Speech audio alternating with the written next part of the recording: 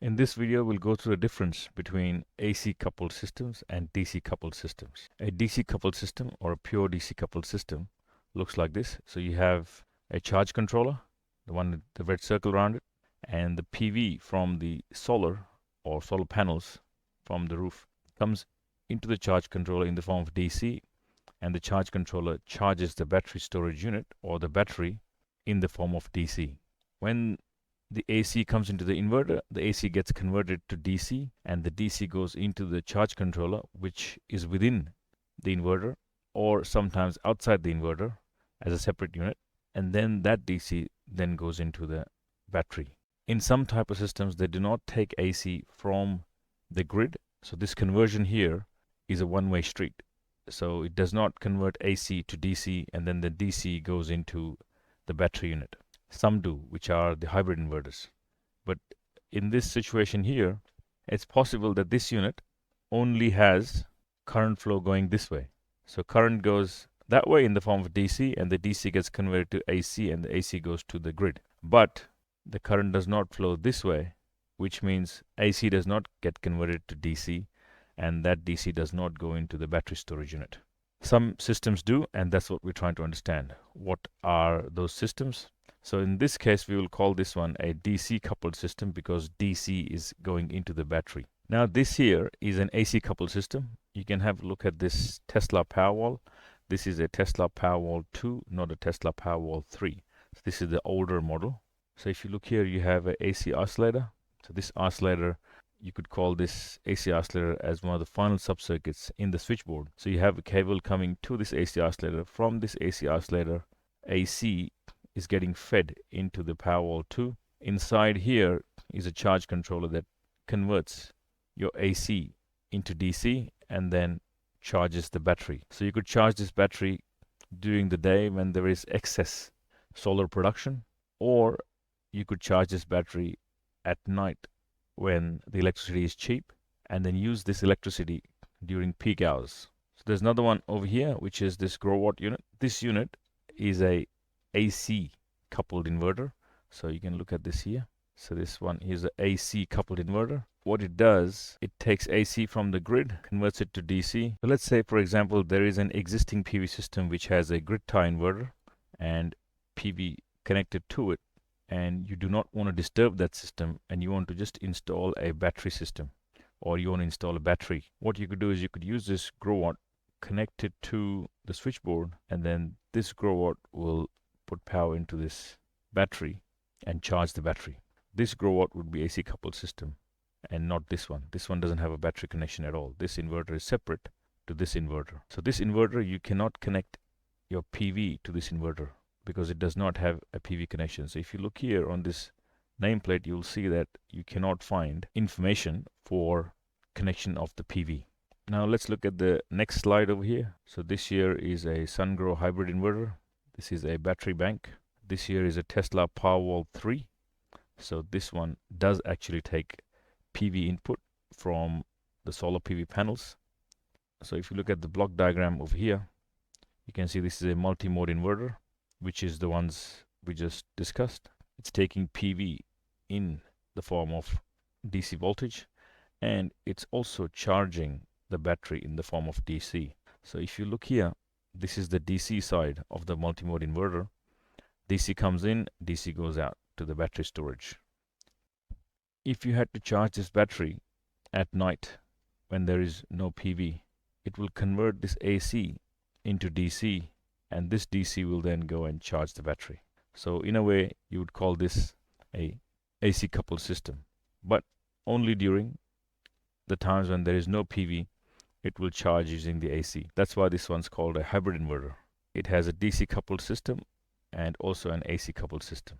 In this type of system, if your customer decides not to have PV at all and you wanted to install a multi-mode inverter for them, then you could use this system to charge a battery without connecting to the PV. So what could happen is you already have an existing system which has PV connected to a grid tie inverter, but now you want to connect battery storage. So if we go back to the previous example, in this example you can see that this is a set up system already and you don't want to disturb the system, so you decided to install a AC coupled inverter. Instead of installing this inverter, you could install a hybrid inverter, which will give you the option to later on add PV to it. So if you look here, I can add the PV to it if this was a hybrid inverter. So if I go to the next slide, I'm using this multi-mode inverter instead of the AC coupled inverter because I have the option to install PV to it in the future.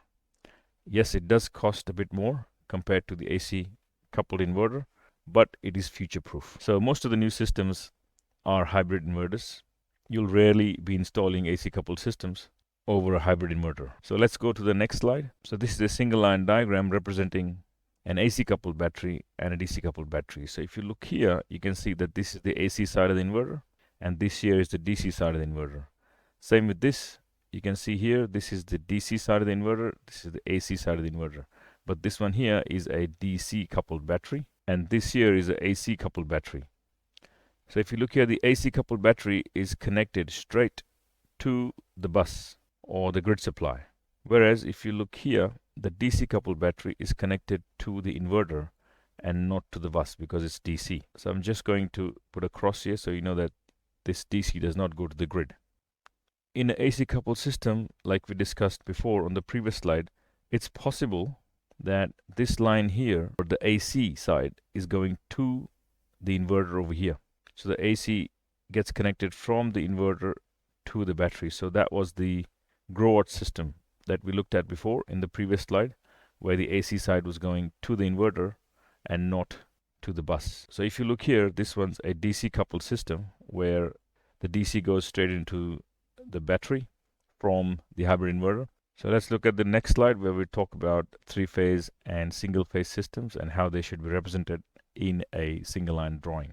So here we have an inverter.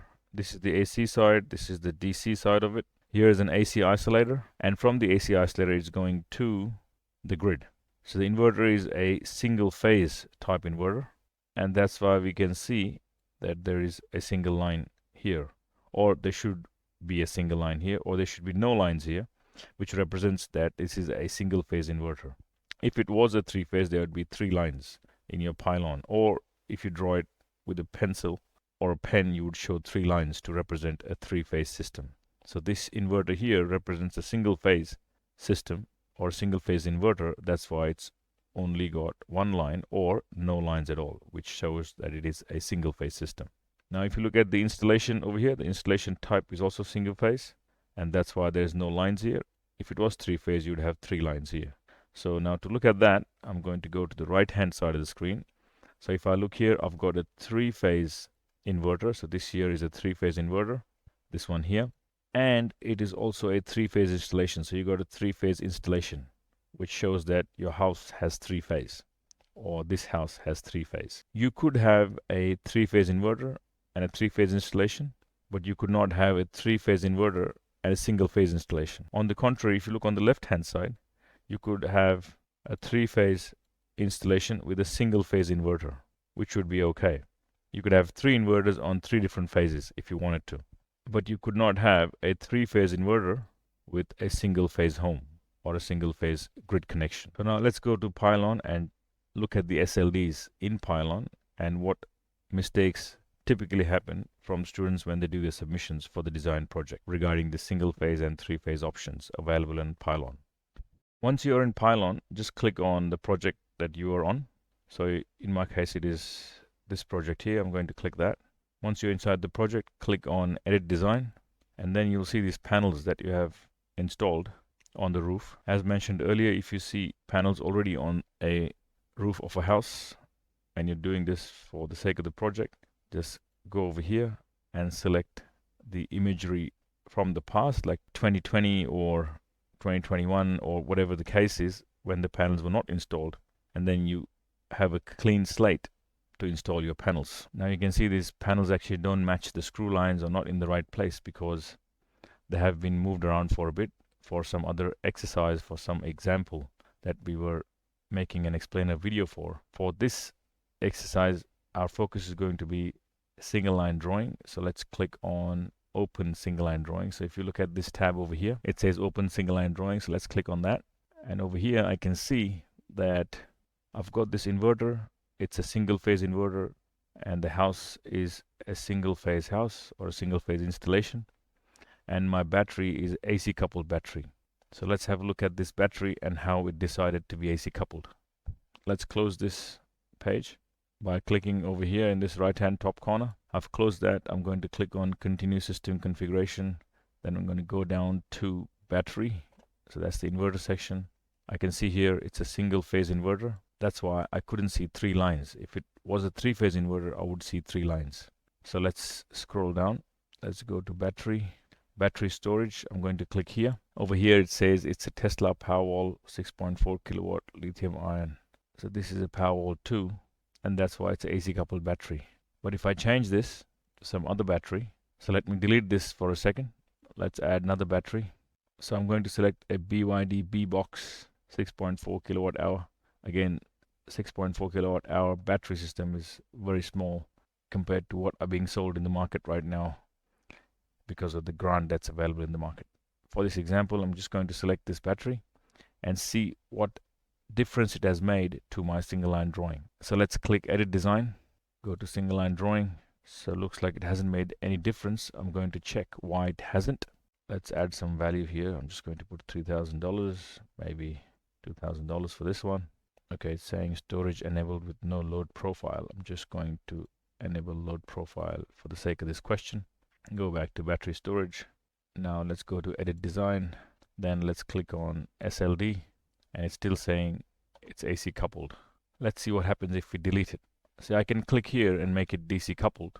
See, I've selected this box here. I'm going to scroll down and save settings, and you can see it's changed this connection to the DC side of the inverter along with the DC oscillator.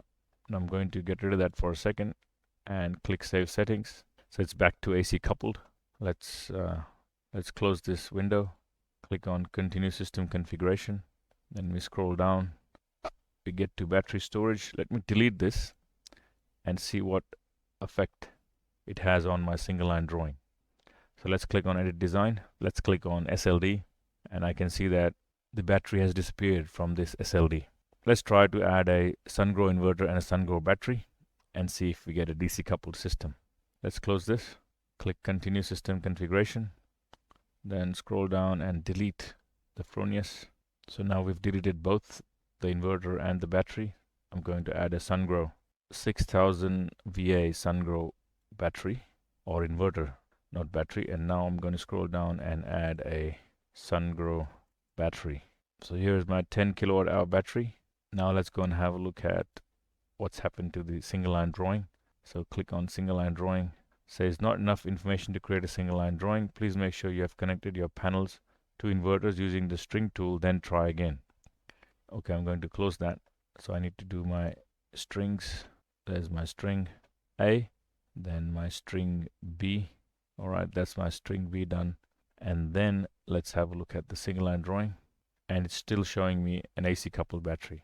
So if it does this to you guys, just make sure you go here and select a DC coupled battery and then scroll down and click on save settings.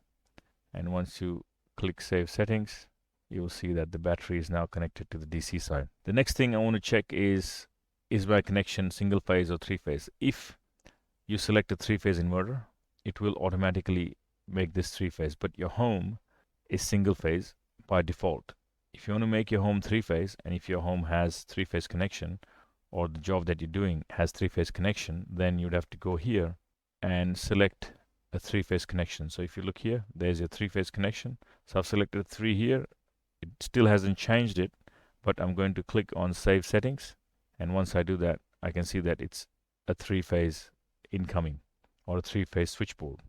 If I delete this inverter and I choose a 3-phase inverter, there will be 3 lines that appear over here, and that will show that this inverter is also a 3-phase inverter.